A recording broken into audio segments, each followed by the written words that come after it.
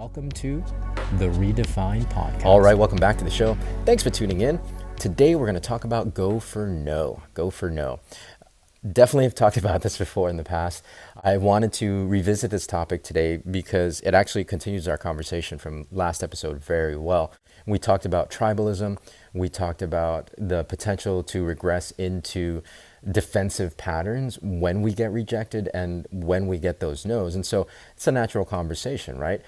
I also wanted to talk about this topic and revisit it, of course, to give you my updated perspective, but also because of this kind of soundbite era that we live in, I definitely believe that the deeper layers, the depth of this principle, the value of it gets lost in translation, right? It gets watered down because everything just gets passed in this kind of short attention span, short form type of content. You know, you have your reels, you have a pretty quote on a pretty photo. It doesn't dive into necessarily the deeper value, the core value of this principle. And what people are left with is just the surface value of just churning through the numbers. And if you know me, if you've listened to this show, this podcast for any amount of length of time, I think that's the right saying. You know what I mean? For any length of time, you know that I am not a proponent of churning through the numbers. For two reasons. I'm not a proponent of churning through the numbers because number one, it does a disservice to your prospective customers and or buyers, right? And I get it. There's definitely stats, there's definitely metrics you need to measure in your business so that, you know, you can see where you need to improve your process. However, you have to always remember that behind that statistic, behind that number is a human being that has a problem that they're looking to solve. Right? And if you're just churning through them like a number, then they potentially will never get that problem solved, or they'll find a solution with somebody else. And so by just churning through the numbers, you're actually keeping your statistics very low. You're stagnating your sales and your growth, and you're doing a disservice to your prospective customer and buyer.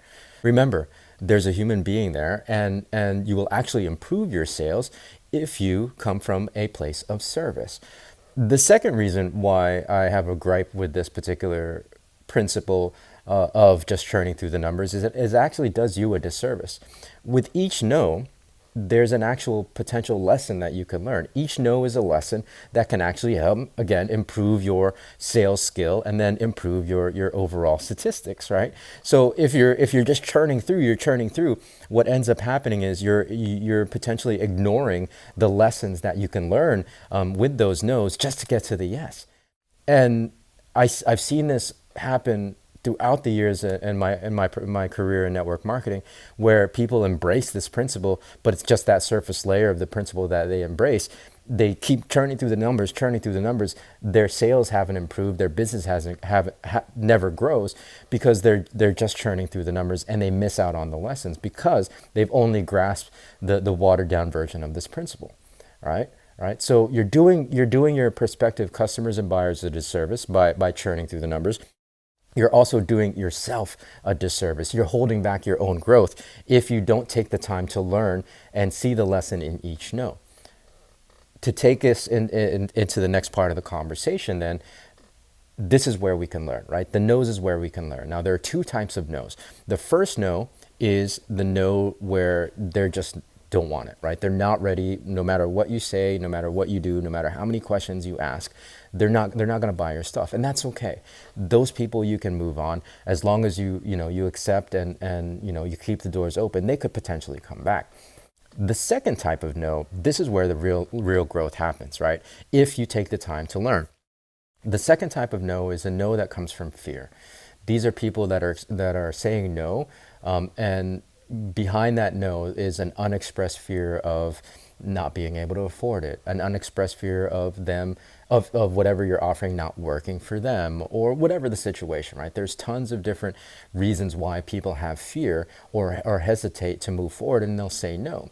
Now, your job is to, of course, not convince them, right? Like, we don't, like, the skill of handling objections isn't, for me, I never teach it as a way to try to get somebody to do something that they're not ready to do yet, right?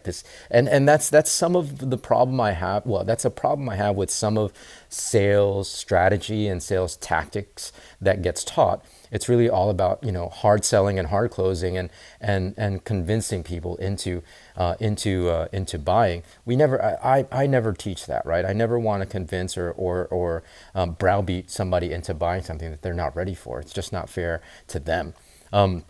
So in terms of handling objections, for me, it's really just asking questions and exploring what it is that they're hesitant about, right? What it is that might be holding them back to potentially solving a major problem or major issue in their life. For example, I'm in health, right? Like the products that I promote is health and wellness and nutritional products. So, I'll ask a question, well, what is it that might be holding you back right now? Or what is it that you think, isn't for you?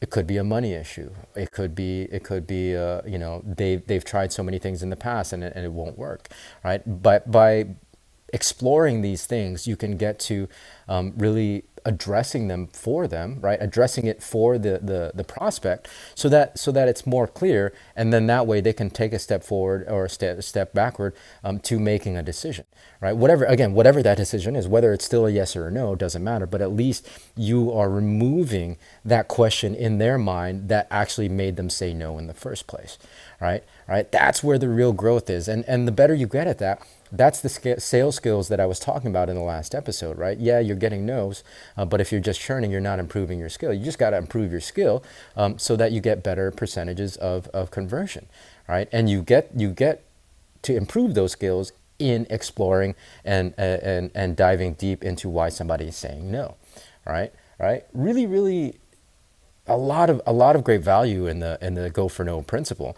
but you just got to make sure that you're getting the full picture and not just the watered down version soundbite of it that gets passed on. Because if you do, again, you're doing yourself a disservice, and you're doing your prospective customer and buyer a disservice by not exploring it and by not really diving deep and learning the core value of this principle. Go for no.